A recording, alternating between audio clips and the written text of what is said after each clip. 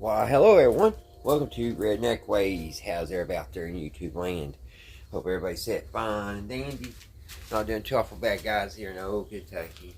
It is Wednesday afternoon. It's about 8 o'clock, I think. 8:36 to be on the dot, to be exact. And this is part 2, guys, to the Windmill. And I know the video I made last night, I was saying I wasn't going to probably make one. I was going to buy one.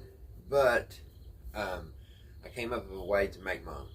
That's how I want to show you guys how you can do it. There's a lot of videos online about how to do it, but the one problem I had was getting the material. A lot of these videos coming from like third world countries, and for some reason they've got better plastic over there. They've got a thinner plastic. At least I can't find it. Down at our local Lowe's and stuff, they've got that PVC pipe and different types of pipe, but it's too thick, so I couldn't get it cut. Here's some of it. This was my first attempt. I was trying to make the blades, and you can just see how thick that is, and there's really no give to it. So I couldn't figure it out, and like I said, I went to our local Lowe's, could not find anything. I was experimenting with paper towel rolls, and so they worked out pretty good. Only thing is, they're flimsy, so you can't really use that. So I did come up with a way that I'll show you right here in a second. But I want to show you my first attempt where I couldn't make. I thought, well, if I can't make that type of windmill, I can make this type here, which I probably still can. It just takes a lot of time, because when you're using thin wood, it's just you got to wood glue it, and you've just got pretty much wait overnight so you get your full strength out of it. And I think I just wasn't giving it enough time, because I was trying to go ahead and cover this, and I was just going to use like a cloth and use it like a sail. But I don't know if y'all saw this type or not. There's a video. There's actually a guy. He made a really huge, really big one of these, and he was getting some major kilowatts out of it. But it goes on. This is be the outside. This right here is where it bolts to your arm. So it'd be in like that, and this be on the outside, and you'd have a cover. I don't know if I got anything here to put on or not. Let me see. Need a paper towel or something. Let me see, guys. Let me see if I can find some over here. Really don't have anything. But anyway, you're supposed to like take from here, and bring it this way, and this all being closed. You cover that either with tin, or like I said, I was going to use cloth. And there's 3 of these, and these go on the outside like this, and they go around, and they catch the air. So, but that wasn't working for me. And plus, like I said, it took a lot of time, and you can see what happened.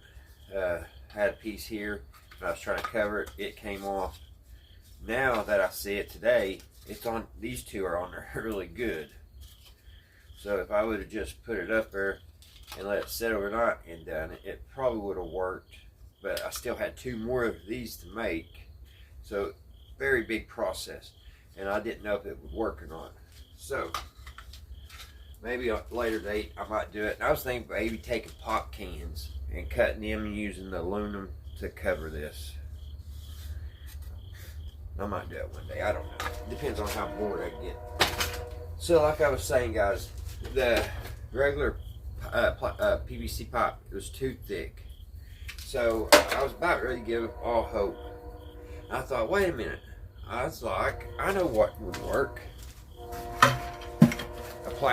A bucket, a 5-gallon bucket. It's plastic. It's round, and it's got a little flex to it. It's not super thick. So I got thinking, I was like, that might work. So I went to Lowe's. I didn't want to use this bucket, because this one's actually made a little bit better than the ones you buy at Lowe's. So I went down Lowe's, and I bought one of their buckets. And you can see what I did. I cut this part of it off, and then I cut the bottom off. Cut this part and this off. left me with this. He left me, and this is like not super thick, and it's it's easy to work.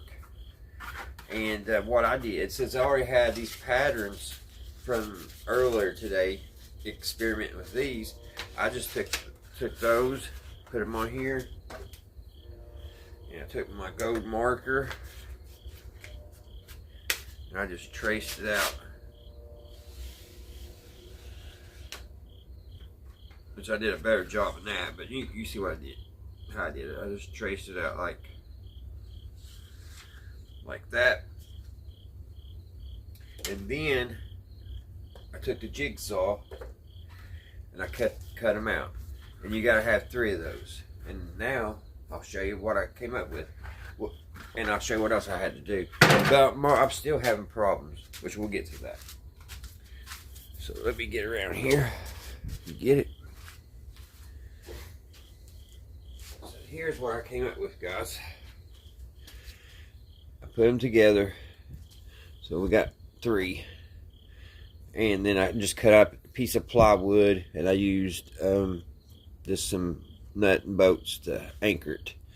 And then the little DC motor we had, it had a little gear on it which had grooves on it, so I just drilled a hole and I put that down in there. I drilled a hole a little smaller than this and I drove it down in, and then the motor went inside that and locked into that piece of plastic. But I'm having problems because I think I know it's going the wrong way for my motor. My motor is going negative, so I don't know how that happened. I thought when we tested this motor other night, it was positive either way it turned, but it's not. One way's positive and the other way's negative. So we gotta test it right now. So let me get the fan out and let's test it. Alright guys, I got the fan out. Let's plug it up. Get it plugged up. Multimeter here. We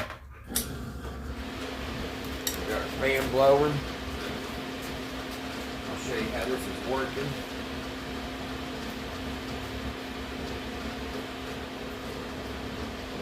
It's a little off balance. I'm going to have to probably redo that plywood.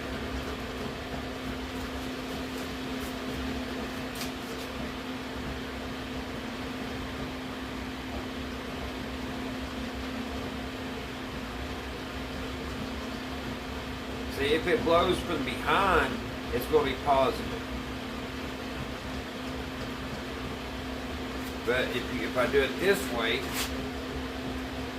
it's negative. And I thought it didn't matter which way it rotated, we was going to get a positive read. It's a little off balance. So I'm going to plug it up to the multimeter here.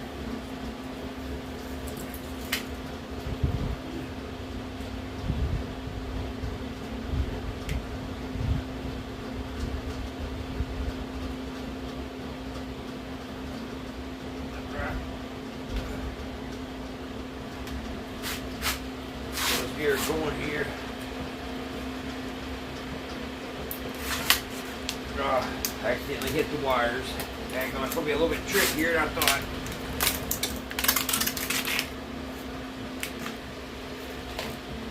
Because when that thing gets going, it gets going. I didn't think it would go that fast.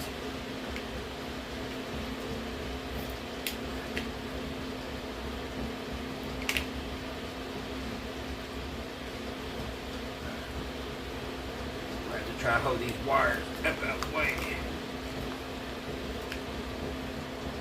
Alright.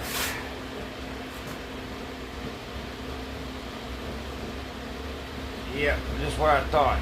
It's negative 1.6, 1.8.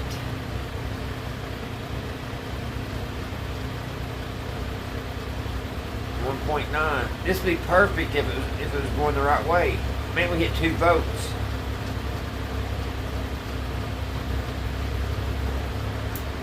So I've got to figure out, guys. I guess I could switch. I don't know how I'm going to do this. I don't just maybe turn the motor around. It's always something, guys. So let me think and see how I can fix this problem.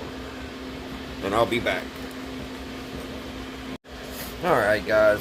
That was an easy fix. What I did, because I actually switched the blades around 2 or 3 different times. And I got thinking, I was like, just put the negative on the positive and the positive on the negative. And then switch the pose. So that's what I did. So let's take a look on it and see what it does now. We get them hooked up.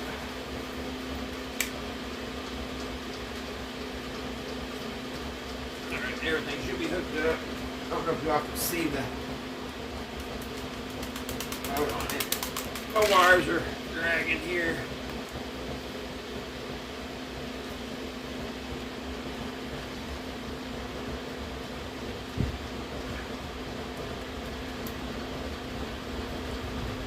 Alright, something. Oh! I'm going to end up breaking my blades. Hold on, something came off, guys.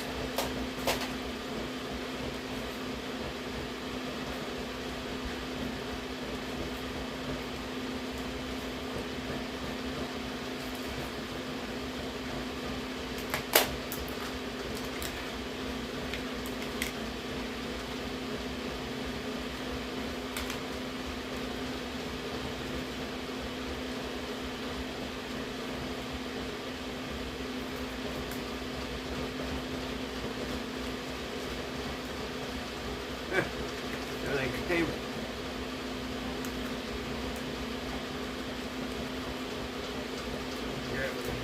Okay, we should be set.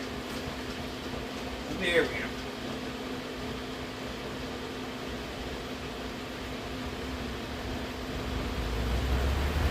2.3, 2.8, 2.9, 2.9. Looks like we're getting about 2.9 volts at the highest. I don't know if y'all can see that or not.